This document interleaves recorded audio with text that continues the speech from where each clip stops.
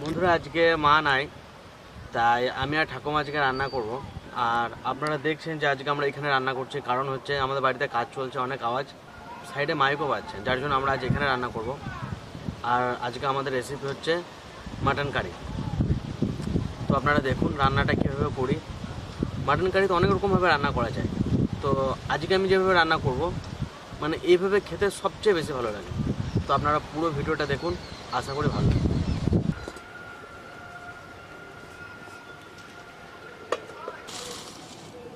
সরষের তেল,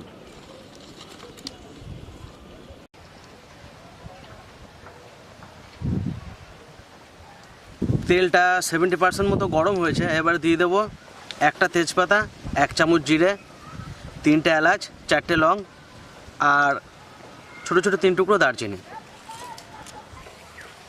তো এগুলো একটু ভেজে নেব।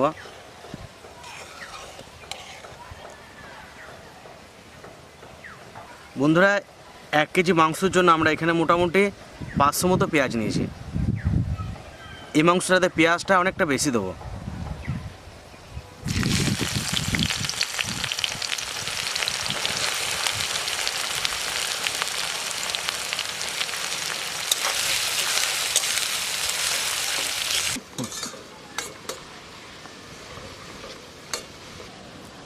বন্ধুরা আপনাদের একটা কথা বলি, যখন খাসির মাংস রান্না করবেন তখন চেষ্টা করবেন টমেটো না দেওয়ার।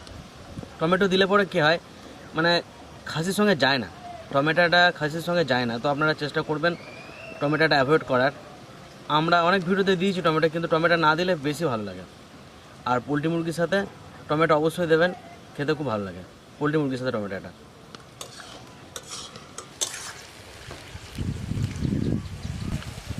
বন্ধুরা পেঁয়াজটা দেখুন বেশি ভাজা হয় না, মোটামুটি 50% মতো ভাজা হয়েছে। তো আমি এখনই মাংসটা দিয়ে দেবো। এর কারণটা আপনাদের বলছি।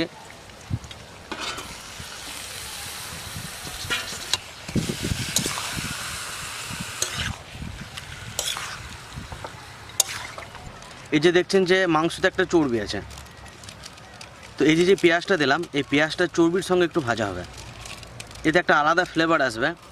আর খাসির মাংস এভাবে সবচেয়ে বেশি ভালো লাগে।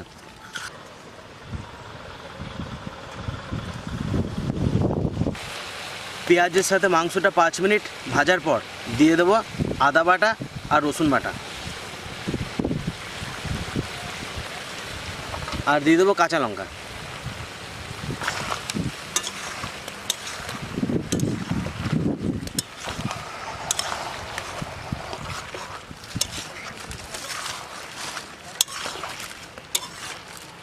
বন্ধুরা আপনারা তো অনেকে ভাবছেন যে কি রান্না হচ্ছে এটা, পেঁয়াজ আদা রসুন একসাথে, কিন্তু একদিন ট্রাই করে দেখবেন, মানে আমার উপর বিশ্বাস রেখে একবার ট্রাই করে দেখবেন, খুব ভালো লাগে।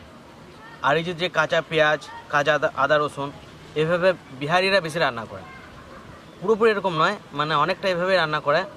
তো বিহারিদের খাসির মাংস রান্না খুবই ভালো হয়।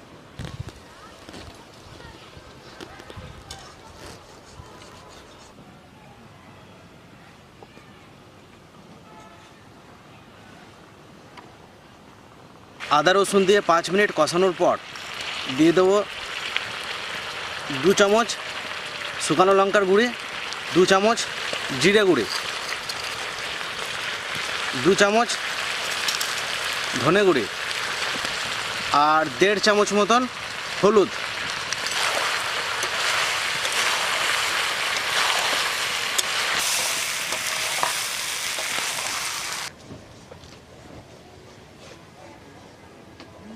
দু চামচ নুন দিয়ে দেবো। বন্ধুরা আমি নুনটা লাস্টে দিচ্ছি, আপনারা চাইলে হলুদের সাথেও দিতে পারেন।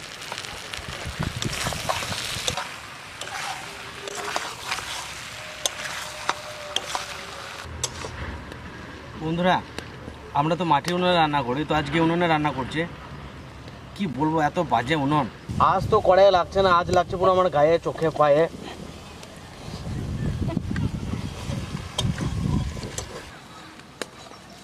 বাপরে বাপ, চোখে জল বেরিয়ে গেল, চোখে নাকে জল বেরিয়ে গেল। এই কান মুখছে বন্ধুরা, আর না এই উনুনে রান্না।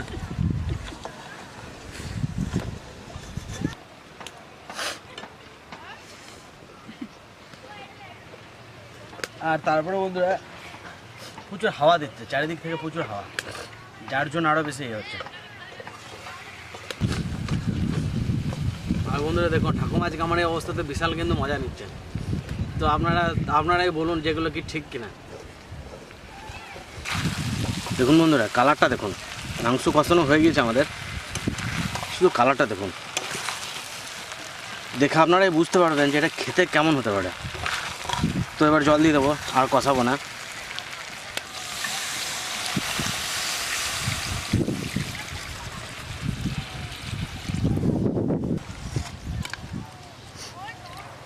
একটু বেশি জল দিলাম, কারণ খাসির মাংসতে একটু পাতলা ঝোল হলে খেতে বেশি ভালো লাগে।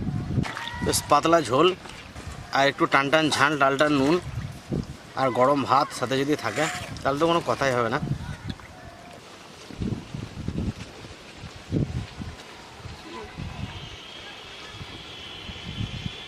বন্ধুরা এবার 45 মিনিট মতন ঢাকা দিয়ে দেবো।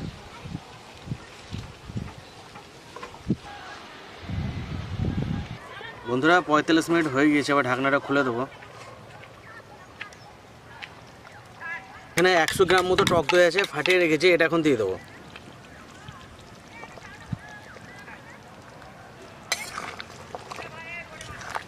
আর দইটা দেওয়ার সাথে সাথে ঘাটা দেবে, নাহলে কিন্তু দইটা জমে যাবে, ফেটে যাবে দইটা।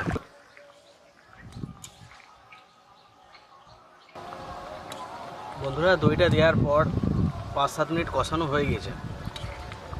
এবার আমাদের বাড়িতে তৈরি করা মশলাটা দিয়ে দেবো।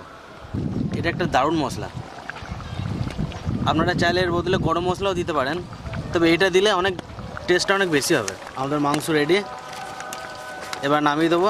আপনাদের দেখাচ্ছি নামিয়ে কেমন হয়েছে। দেখুন বন্ধুরা প্রথমে বলেছিলাম যে পাতলা ঝোল করব, কারণ খাসির মাংস পাতলা ঝোল আমার ভীষণ ফেভারিট, মানে ঝোল দিয়ে শুধু ভাত খাওয়া হয়ে যায়। তো আপনাদের দেখাচ্ছি একটা পিস তুলে।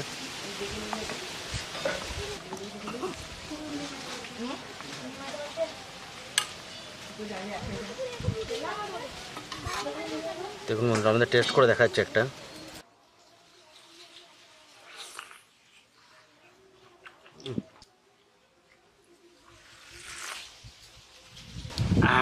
ঝাল ঝাল বন্ধুরা, মাংসটা হচ্ছে গ্রেভিটা খেতে বেশি ভালো লাগে। বন্ধুরা আর বেশি বলতে চাই না, আর বেশি লোভ ধরাতে চাই না,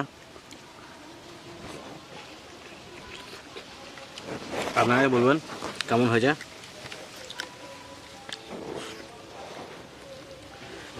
কি এগুলো রবারের মতন কী থাকে কে জানি না, কি টিউর মতন।